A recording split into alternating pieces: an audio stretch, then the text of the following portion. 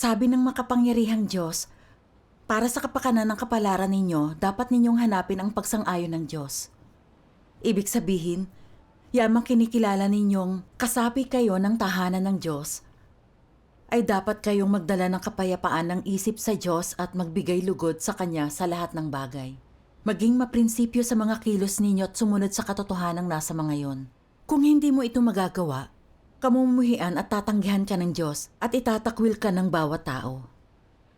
Kapag nahulog ka sa gayong kalagayan, kung gayon ay hindi ka na mabibilang sa tahanan ng Diyos na siya mismong kahulugan ng hindi pagsang-ayon ng Diyos. Amen. Amen. Amen. Hinihingi ng Diyos na gumawa tayo ng may prinsipyo at sang-ayon sa katotohanan.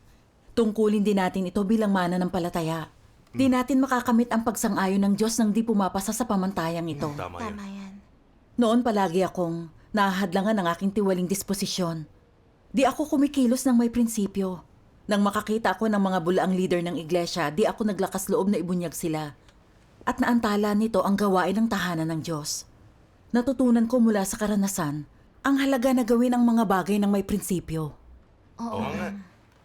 Inilagay ako ng leader ng iglesia namin sa tungkulin ng pagsusulat noong nakaraang tag-init para matulungan ko ang leader ng grupo sa gawain ng grupo. Natanggal ako mula sa huli kong tungkulin 3 buwan na ang nakakalipas. Kaya taos-puso akong nagpasalamat sa Diyos para sa isa pang pagkakataon. Talagang pinahalagahan ko ito at gusto kong manalig sa Diyos sa pagganap sa gawain ito. Salamat sa Diyos. sa Diyos. Ipinaliwanag sa akin ng leader ng grupo ang gawain ng grupo. Nakita kong kulang sila sa tao para mag-edit ng mga dokumento. Nakaapekto ito ng labis sa kanilang pag-usad. Nagrekomenda ako ng ilang kapatid para mapag-usapan namin kung sino ang pinaka nararapat para sa tungkuling yon. Ngunit ang kanyang tugon ay, hindi naman tayo nagmamadali, hinay-hinay lang tayo. I-edit mo muna ang ilang dokumento, tingnan natin. Kinabahan ako nang makita ko ang kanyang kawalang bahala. Kulang ang mga tao sa grupo na alam ang katotohanan at may mahusay na kakayahan. At naapektuhan na nito ang gawain. Paano niya nasasabing hinay-hinay lang? Hindi ba't irresponsable yon? Tama. Pakiramdam ko'y kailangan ko siyang kausapin. Ngunit naisip ko, siya ang nangangasiwa. Mas matagal na niyang ginagawa ang tungkuling to. At mas maraming nauunawaan. Dapat ay alam niya kung paano isaayos ang mga bagay. Kasasali ko pa lang sa grupo at bago pa ang lahat sa akin. Kapag nagsalita ako, baka sabihin niyang mapilit ako't wala sa lugar. Kalimutan mo na to, tingnan na lang ang mangyayari. Pagkatapos ng ilang panahon, natuklasan ko na talagang pabaya siya sa pagsasanay sa mga miyembro ng grupo. At wala siyang prinsipyo sa pagtatalaga ng mga gawain. Ginagawa ng ilang kapatid ang isang tungkulin. At nang walang pakundangan sa pangkalahatang sitwasyon, sa kalakasan ng isang tao, o kung saang tungkulin sila nababagay, basta-basta niya silang itatalaga sa ibang pangkat. Nakaapekto ito sa gawain ng tahanan ng Diyos at naantala ang aming pag-usad. Binanggit ko sa kanya na wala sa prinsipyo at hindi angkop ang kanyang mga pagsasaayos. Ngunit, nagpatuloy pa rin siya. Nais ko magbahagi sa kanya upang himayin at ihayag ang kalikasan ng kanyang ginagawa. Ngunit naisip ko, baguhan ako sa pangkat. Kung lagi akong magmumungkahi, hindi ba't masasabi niya na ako'y mapagmanipula at wala sa katuwiran? Nang maisip ko yon, di na ako nangahas na banggitin muli ito.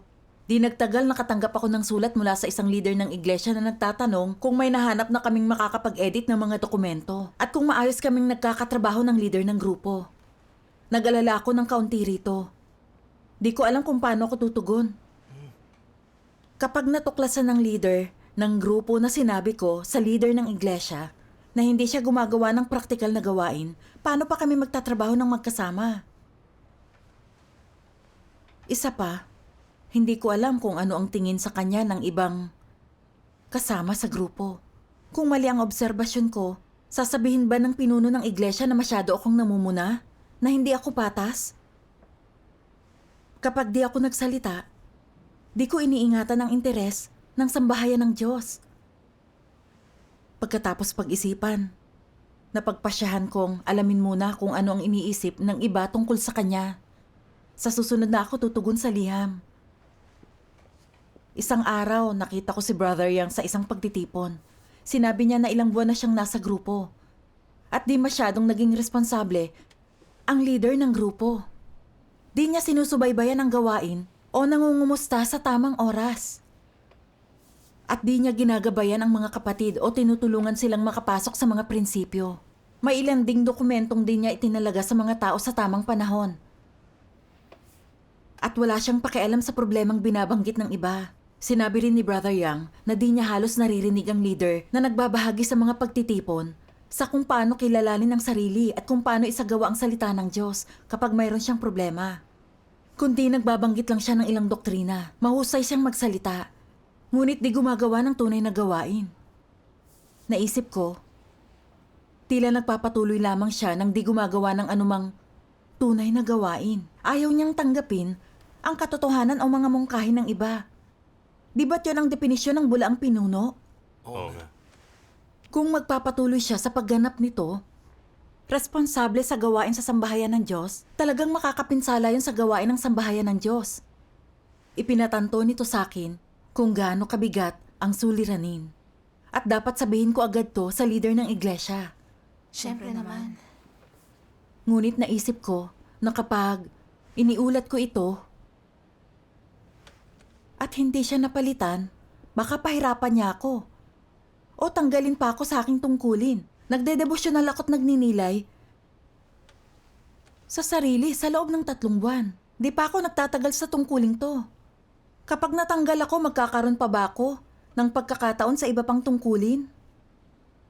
Sabi sa lumang kasabihan, ang pakong nakausli ang unang napupukpok. Hindi ako dapat magsalita. Hihintayin ko hanggang sa may ibang magulat sa kanya at makikisali na lamang ako. Sa gayoy, di ko maisa sa panganib ang sarili ko. Teka, anong nangyari? Pagkatapos noon. Oo nga. Nais ko lang magpatuloy na nagbubulag-bulagan. Ngunit nakikita ng Diyos ang ating mga puso. Hindi talaga ako mapakali noong pauwi na ako. Talagang nakokonsensya ako. Pakiramdam ko'y sinasaway ako ng banal na espiritu. Nanalangin ako sa Diyos na liwanagan ako upang makilala ko ang aking sarili. Pagkatapos noon, naisip ko ang mga salitang ito ng Diyos. Sinasabi ninyong isinasaisip ninyo ang pasanin ng Diyos, ipagtatanggol ang patotoo ng iglesia. Ngunit sino ba talaga ang nakagawa noon? Itanong sa sarili, ikaw ba'y isang tao na nagpakita ng konsiderasyon para sa pasanin niya? Makakapagsagawa ka ba ng katuwiran para sa kanya? Makakapanindigan ka ba't makakapagsalita para sa akin? May isasagawa mo ba ng matatag ang katotohanan? Ikaw ba'y may sapat na lakas ng loob na labanan ang mga gawa ni Satanas? Makakaya mo bang isantabi ang iyong mga damdamin at ilantad si Satanas para sa kapakanan ng aking katotohanan? Mapapahintulutan mo ba ang aking mga layunin na matupad sa'yo? Naihandog mo na ba ang iyong puso sa pinakamahalagang sandali? Ikaw ba'y taong gumaganap sa aking kalooban? Wala akong maisagot dito. Talagang mabigat ang aking kalooban. Palagi kong sinasabi ang pagsasaalang-alang sa kalooban ng Diyos at pagtataguyod sa gawain ng iglesia. Ngunit nang mayroon talagang nangyari na nakapinsala sa sambahayan ng Diyos, itinaguyod ko lamang ang interes ko. Alam ko nang pabaya ang leader ng grupo sa kanyang tungkulin at hindi siya gumaganap ng tunay na gawain. Na naapektuhan na talaga noon ang gawain ng iglesia at kailangan ko yung sabihin sa leader ng iglesia. Ngunit pinrotektahan ko lang ang sarili ko. Natatakot na gagantihan niya ako o matanggal pa ako sa tungkulin. Umatras ako sa pinakadelikadong sandali. Nagbubulag-bulagan, nagkukunwaring hindi ko alam kung ano nangyayari. Di ko itinataguyod ang kapakanan ng iglesia. Napakamakasarilit kasuklam-suklam ko. Wala akong anumang pagkatao o katinuan. Nang makauwi ako, nanalangin ako sa Diyos sa paghahanap. Anong nagtulak sa aking di magsagawa ng katotohanan at di itaguyod ang gawain ng iglesia? At nabasa ko ang mga salita ng Diyos. Karamihan sa mga tao ay nais hanapin at isagawa ang katotohanan. Ngunit kadalasan ay may pagpapasya at hangarin lamang sila na gawin iyon. Hindi nila taglay ang buhay ng katotohanan sa loob nila. Dahil dito, kapag nakaharap sila ng masasamang puwersa o taong gumagawa ng masama o huwad ng mga lider at antikristong lumalabag sa mga prinsipyo, sa gayon ay nagdaranas ng mga pagkalugi ang gawain ng tahanan ng Diyos at napapahamak ang mga taong hinirang ng Diyos. Nawawalan sila ng lakas ng loob na manindigan at magsalita. Anong ibig sabihin kapag wala kang lakas ng loob? Nakimik at di magaling magsalita o di mo nauunawaan kaya di ka nangangahas magsalita. Wala sa mga yon. Kontrolado ka lamang ng iba't ibang uri ng tiwaling disposisyon. Isa ron ang pagiging tuso. Inuuna mong isipin ang iyong sarili. Iniisip na, paano ko makikinabang dito? Kung magsasalita ako't may magalit, paano kami magkakasundo sa hinaharap? Tusong pag-iisip ito, hindi ba? Hindi ba't bunga ito ng isang tusong disposisyon? Kinokontrol ka ng iyong napakasama't tiwaling disposisyon, di ka man lang Panginoon ng sarili mong bibig. Kahit nais mong magsalita ng tapat, di mo magawa't takot ka ring sabihin ang mga ito. Di mo maipangako kahit ang 10,000 ng mga dapat mong gawin at sabihin at ang responsibilidad na dapat mong tanggapin.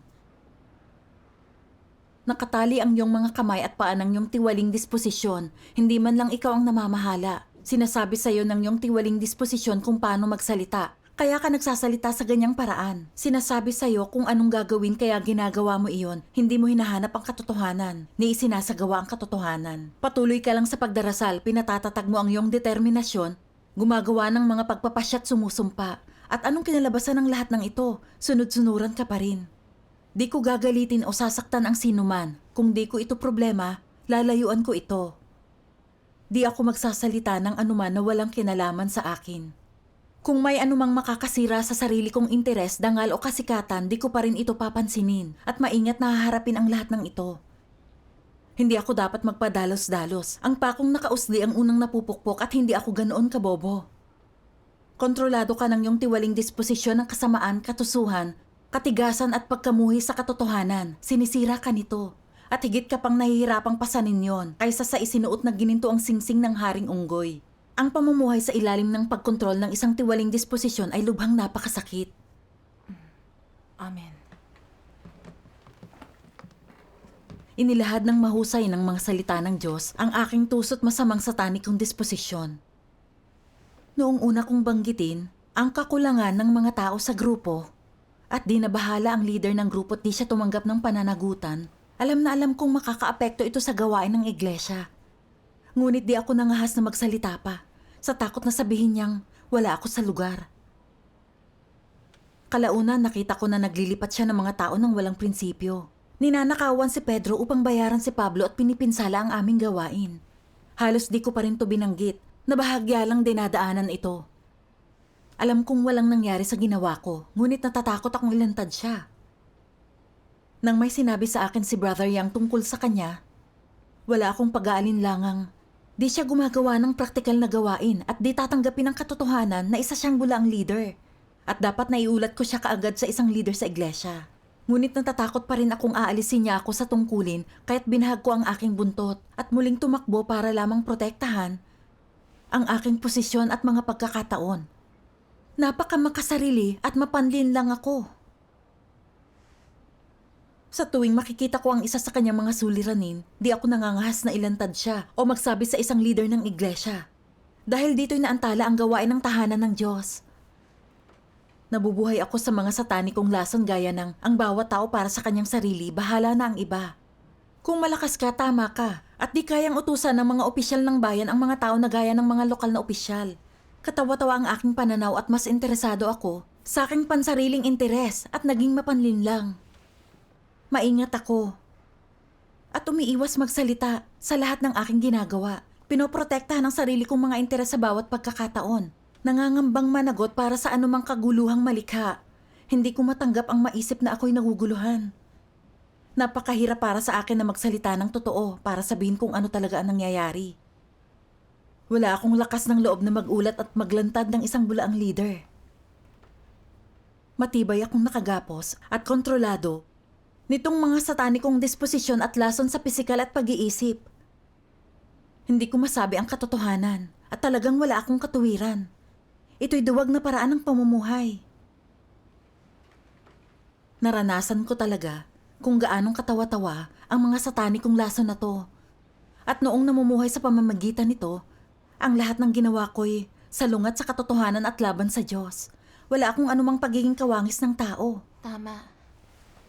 Noon din, naglabas ang iglesia ng isang gawain ng pagsasaayos. Muli nilang sinabi na kapag may nakitang sino man na gumagawa ng masama at antikristo o bulaang leader o manggagawa na hindi gumaganap ng praktikal na gawain, dapat silang iulat upang maprotektahan ang interes ng iglesia. Yun ang responsibilidad ng mga hinirang ng Diyos. Bumigat ang loob ko nang iharap sa akin ang mga hinihinging ito. Alam na alam kong may bulaang leader sa aming grupo. Ngunit di ako nangahas na iulat siya. Paano ko naging karapat-dapat na maging hinirang? Naghanap ako ng ilang salita ng Diyos na angkop sa aking kalagayan. At natagpuan ko ito. Anong saloobing dapat taglayin sa kung paano tratuhin ang isang leader o manggagawa? Kung tama ang ginagawa niya, maaari mo siyang sundin. Kung mali ang ginagawa niya, maaari mo siyang ibunyag at labanan pa siya at magbigay ng ibang opinyon. Kung hindi siya nakakagawa ng praktikal na gawain at nabunyag na isang huwad na leader, isang huwad na manggagawa o isang antikristo, maaari kang tumangging tanggapin ang kanyang pamumuno at maaari mo rin siyang isumbong at ibunyag. Gayunman, hindi nauunawaan ng ilang taong hinirang ng Diyos ang katotohanan at lalo nang napakaduwag kaya nga hindi sila nangangahas na gumawa ng anuman. Sinasabi nila kung patatalsikin ako ng leader, tapos na ako. Kung hihikayatin niyang ibunyag o pabayaan ako ng lahat, hindi ko na magagawang maniwala sa Diyos. Kung lilisanin ko ang iglesia, hindi ako gugustuhin at di ako ililigtas ng Diyos. Ang iglesia ay kumakatawan sa Diyos. Di ba naaapektuhan ng mga paraang ito ng pag-iisip ang gayong saloobin tungo sa mga bagay na iyon? Totoo nga kaya na kung itiwalag ka ng leader, hindi ka na maliligtas? Nakasalalay ba ang iyong kaligtasan sa saloobin ng iyong leader tungo sa'yo? Bakit napakaraming tao ang may gayong kalaking takot? Kung sa sandaling bantaan ka ng isang huwad na leader o antikristo, di ka mangangahas na isumbong ito at ginagarantihan pa na magkakaisa kayo ng isipan ng leader. Hindi ba tapos ka na? Ito ba ang uri ng taong naghahanap sa katotohanan? Hindi ka lamang hindi nangangahas na ilantad ang gayong kasamang pagkilos na maaaring gawin ng napakasasamang antikristo. Bagkus sinusunod mo sila at itinuturing pang katotohanan ang kanilang mga salita kung saan ikaw ay nagpapasakop. Hindi ba ito ang halimbawa ng kabobohan? Naliwanagan ng aking puso ng mga salitang ito mula sa Diyos. Natatakot akong iulat ang pinuno ng grupo. Pangunahin dahil sa aking pangambang pahihirapan niya ako kapag nasaktan ko siya. O maaari pa akong matanggal sa tungkulin. Na para bang kaya niyang pagpasyahan ang aking tungkulin o kahihinatnan. Isa tong katawa-tawang paraan ng pagtingin dito. Nasa kamay ng Diyos kung matatanggal ako o kung ano ang nasa tadhana ko. Walang sino mang tao ang may huling pasya. Tama yan. Hindi yun makokontrol ng mga bulaang leader at antikristo. Hindi kagaya ng sanlibutan ang tahanan ng Diyos. Dito ang katotohanan at katuwiran ang naghahari. Di magkakaroon ng posisyon ang mga bulaang leader at antikristo. Maaari silang magkaroon ng kapangyarihan panandalian, ngunit sa huli, lahat sila'y malalantad at maaalis. Tumba. Marami-rami na ring tinanggal at inalis na bulaang leader at antikristo ang iglesia sa nakaraan. Nakita ko to ng napakalinaw. Ngunit nang may isang lumitaw sa aking sariling grupo at kinailangan ko siyang iulat upang protektahan ang kapakanan ng tahanan ng Diyos, umatras ako. Mas ginusto ko pang maging utusan ni Satanas, napakahina at napakaduwag ko. Di ko naunawaan ang matuwid na disposisyon ng Diyos at di ko nakitang pinamamahala at nakikita niya ang lahat. Takot akong makasakit ng tao ngunit di magkasala sa Diyos. Paano yun naging pagkakaroon ng lugar sa aking puso para sa Diyos? Nabasa ko ang isa pang sipi mula sa mga salita ng Diyos. Kung walang sino man sa isang iglesia ang handang magsagawa ng katotohanan at walang sino mang maaaring tumayong saksi para sa Diyos, dapat ay ihiwalay ng lubusan ng iglesyang iyon at kailangang putulin ang mga koneksyon nito sa ibang mga iglesia. Tinatawag tong paglilibing sa kamatayan, itong ibig sabihin ng palayasin si Satanas. Kung may ilang lokal na maton sa isang iglesia at sinusundan sila ng maliliit na langaw na lubos na di makaintindi, at kung ang mga nagtitipon kahit nakita na nila ang katotohanan ay wala pa rin kakayahang tanggihan ang mga gapos at manipulasyon ng mga maton na ito, lahat ng hangal na iyon ay aalisin sa huli. Maaaring walang nagawang kakilakilabot ang maliliit na langaw na ito. Ngunit mas mapanlinlang pa sila, mas tuso at mahusay umiwas. At lahat ng kagaya nito ay aalisin, wala ni isang matitira. Yaong mga nabibilang kay Satanas ay ibabalik kay Satanas, samantalang yaong nabibilang sa Diyos ay tiyak na hahanapin ang katotohanan. Ipinapasya ito ng kanilang likas na pagkatao. Hayaang mapahamak ang lahat ng sumusunod kay Satanas. Walang habag na ipapakita sa gayong mga tao. Hayaan yaong mga naghahanap sa katotohanan na masustentuhan at naway masihan sila sa salita ng Diyos hanggat gusto nila. Ang Diyos ay matuwid, hindi siya magpapakita ng paboritismo kanino man. Kung ikaw ay isang dyablo, wala kang kakayahang magsagawa ng katotohanan. Kung ikaw ay isang taong naghahanap sa katotohanan, tiyak na di ka mabibihag ni Satanas. Walang kaduda-duda yan. Amen. Amen. Talagang nadarama ko ang banal, matuwid at di nalalabag na disposisyon mula sa kanyang salita. Di niya pababayaan na gambalain ng mga bulaang leader at antikristo ang gawain ng kanyang sambahayan at mapinsala ang kanyang hinirang. Tama. Kinamumuhian din niya yaong mga hindi nagsasagawa ng katotohanan. Hindi nagpoprotekta sa kapakanan ng tahanan ng Diyos kapag lumilitaw ang mga taong yon. Kung hindi sila magsisisi, lahat sila ay maaalis at mapaparusahan din. Tama yan. Tama yan. Naisip ko kung paanong alam ko na ang leader ng aming grupo ay isang bulaang leader. Ngunit di ko isinagawa ang katotohanan o di ako nagkaroon ng lakas ng loob na iulat siya para lahat yun sa sarili kong kapakanan. Paulit-ulit akong yumukod kay Satanas. Kumakampi rito na ipinagtatanggol ang bulaang leader na yon sa ikapapahamak ng gawain. May bahagi ako sa kasamaang ginagawa niya. Tinatamasa ko ang katotohanang ipinagkakaloob ng Diyos at kumakain at umiinom mula sa kanyang hapag. Ngunit noong sinira ni Satanas ang gawain ng sambahayan ng Diyos, di ko naprotektahan ang kapakanan ng sambahayan ng Diyos. Sa halip, tinalikuran ko ang sumusuporta sa akin pinaburan ng kaaway. Pagtataksil yun sa Diyos at malaking pagkakasala sa kanyang disposisyon. Tama. Sa pagbubulay-bulay sa mga salitang ito ng Diyos. Hayaang mapahamak ang lahat ng sumusunod kay Satanas. Talagang natakot ako. Alam ko na kapag di ako nagsisi, tiyak na aalisin ako ng Diyos kasama ng bulaang leader. Nakita ko ang kalikasan at masamang kahahantungan ng hindi pag-uulat sa isang bulaang leader. At talagang kinamuhian ko ang aking sarili dahil sa pagiging makasarili. Di ko naprotektahan ang kapakanan ng sambahayan ng Diyos. Kulang na kulang ako sa pagkatao. Pagkatapos ay humarap ako sa Diyos sa panalangin. O Diyos ko, napakamakasarili at mapanlinlang ko. Nakakita ako ng bulaang leader sa iglesia na di ko iniulat o inilantad. Pinagtakpan at pinagbigyan ko siya. At kumilos ako bilang lingkod ni Satanas para lamang protektahan ang sarili kong kapakanan. Dapat akong maparusahan. Diyos ko, hindi ko na uulitin yon. Nais kong magsisi. Amen. Bigyan mo po ako ng lakas upang maisagawa ko ang katotohanan, maiulat at mailantad ko ang bulaang leader na yon at itaguyod ang gawain ng iglesia. Amen. Nabasa ko ang mga salitang ito mula sa Diyos sa aking devosyonal kinabukasan. Kailangan mong matutuhang suriin ang iyong mga kaisipan at ideya. Alinmang mga bagay na ginagawa mo ang mali at anumang mga kilos mo ang hindi magugustuhan ng Diyos, dapat mong labanan kaagad at ituwid ang mga ito. Ano ang layunin ng pagtutuwid sa mga ito? Iyo'y para tanggapin at kilalanin ang katotohanan, samantalang tinatanggihan ang mga bagay sa loob mo na nabibilang kay Satanas at pinapalitan ang mga to ng katotohanan. Datihan ka ng umaasa sa iyong mga tiwaling disposisyon, tulad ng pagiging tuso at mapanlinlang. Ngunit, hindi na ngayon. Ngayon kapag gumagawa ka ng mga bagay-bagay, umaasa ka sa mga saloobin kalagayan at disposisyon na matapat, dalisay at bukas.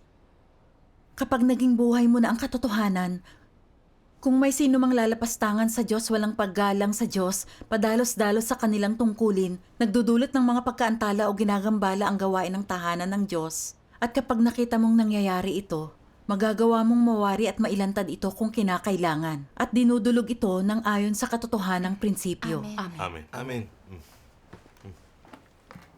Ipinakita sa akin ng mga salita ng Diyos, ang pinakabatayan ng pananampalataya ay ang pagkakaroon ng tapat na puso. Pagsasagawa ng katotohanan, pagpoprotekta sa kapakanan ng sambahayan ng Diyos. ganito tayo makapagbibigay kasiyahan sa Diyos.